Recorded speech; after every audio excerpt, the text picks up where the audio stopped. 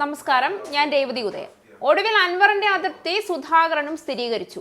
ഇടഞ്ഞ അൻവറിനെ തളയ്ക്കാനുള്ള തോട്ടി തന്റെ കൈവശമാണ് ഉള്ളതെന്നുള്ള ശുഭപ്രതീക്ഷയിലാണ് സുധാകരൻ.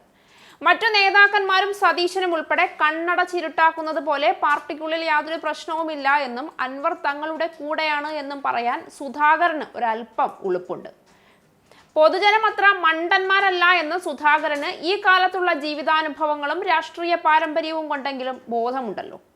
അതോ ഇനി തന്നെ പോലെ മറ്റൊരാളെ കൂടി തഴയില്ല എന്ന പൊളിവാക്ക് പറഞ്ഞുകൊണ്ട് ഒടുവിൽ തള്ളി പുറത്താക്കുന്നത് കാണാനുള്ള മനക്കട്ടി ഇല്ലാത്തത് കൊണ്ടാണോ എന്നറിയില്ല അൻവർ കുറച്ചൊക്കെ ഇടഞ്ഞാണ് നിൽക്കുന്നത് എന്നും, എന്നാൽ താൻ തന്റെ കഴിവിന്റെ പരമാവധി സ്വകാര്യമായ അൻവറിനോടുള്ള വ്യക്തിബന്ധം പോലും ഉപയോഗിച്ചുകൊണ്ട് അൻവറിനെ പിടിച്ചു നിർത്താൻ ശ്രമിക്കുമെന്ന് സുധാകരൻ ഉറപ്പിച്ചു പറയുന്നു.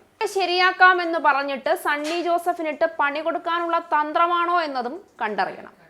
നിലമ്പൂർ ഉപതെരഞ്ഞെടുപ്പിൽ UDF സ്ഥാനാർത്ഥിയായി ആര്യാടൻ ഷൗക്കത്തിനെ പ്രഖ്യാപിച്ചപ്പോൾ PV അൻവറിന് നീരസം വന്നു എന്നത് ശരിയാണെന്ന് മുൻ KPCC അധ്യക്ഷൻ K സുധാകരൻ ഉറപ്പിച്ചു. അത് സ്വാഭാവികമാണ്. ഷൗക്കത്തിന്റെ സ്ഥാനാർത്ഥിത്വം അൻവറും കോൺഗ്രസും തമ്മിലുള്ള ബന്ധത്തിന് പോറലേൽപ്പിക്കില്ല. അൻവറുമായി കൂടിക്കാഴ്ച നടത്തിയിരുന്നുവെന്നും വിശദമായി സംസാരിച്ചിരുന്നുവെന്നും K സുധാകരൻ മാധ്യമങ്ങളോട് പറഞ്ഞു. അൻവറും കോൺഗ്രസും തമ്മിലുള്ള ബന്ധം മലപ്പുറം ജില്ലയിൽ പുതിയൊരു മാനം സൃഷ്ടിക്കുമെന്നും K സുധാകരൻ പ്രതീക്ഷയോടെ മാധ്യമങ്ങളോട് പറയുന്നു.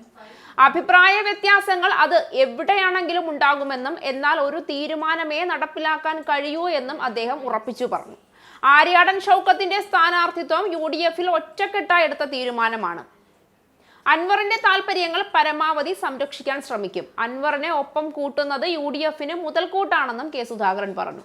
ഇത്തിരിയൊക്കെ പഞ്ചസാര നന്നായി കലക്കി അൻവറിന് കൊടുത്തില്ലെങ്കിൽ പണി കിട്ടുമെന്ന് ഉറപ്പിച്ചുകൊണ്ടാണ് അൻവറിനെ ഇങ്ങനെ വാനോളം പുകഴ്ത്തുന്നതെന്ന് ആർക്കും മനസ്സിലായില്ലല്ലോ അല്ലേ എന്നാണ് പൊതുജനം ചോദിക്കുന്നത്.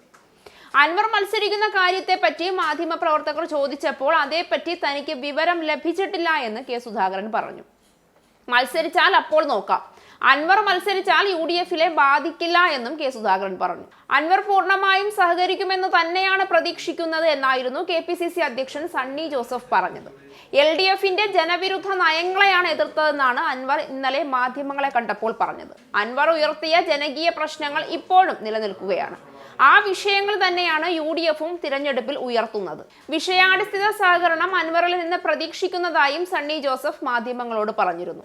എന്നാൽ നിലമ്പൂർ ഉപതെരഞ്ഞെടുപ്പിൽ UDF സ്ഥാനാർത്ഥി പ്രഖ്യാപനത്തിനു ശേഷം മുൻ MLA-യും തൃണമൂൽ കോൺഗ്രസ് നേതാവുമായ PV അൻവറുമായി താൻ സംസാരിച്ചിട്ടേയില്ല എന്ന് രാവിലെ തന്നെ KPCC അധ്യക്ഷൻ സണ്ണി ജോസഫ് വ്യക്തമാക്കിയിരുന്നു.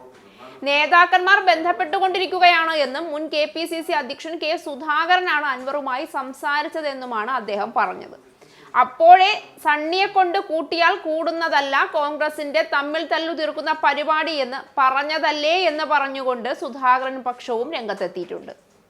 സണ്ണിയെ കൊണ്ട് പറ്റാത്തത് സുധാകരൻ ചെയ്തു കാണിച്ചാൽ കരഞ്ഞു കാലുപിടിച്ചു പറഞ്ഞിട്ടും അനാരോഗ്യം കാരണം എന്നും പറഞ്ഞ് സുധാകരനെ പിടിച്ചു പുറത്താക്കിയവർക്കും സുധാകരന്റെ കഴിവുകേടാണ് പാർട്ടി കേരളത്തിൽ ഇത്ര മതപ്പതിക്കാൻ കാരണമെന്ന് പറഞ്ഞവർക്കും പടിയിറക്കം ആഘോഷിച്ചവർക്കുമൊക്കെ അതൊരു വലിയ തിരിച്ചടിയായി മാറും.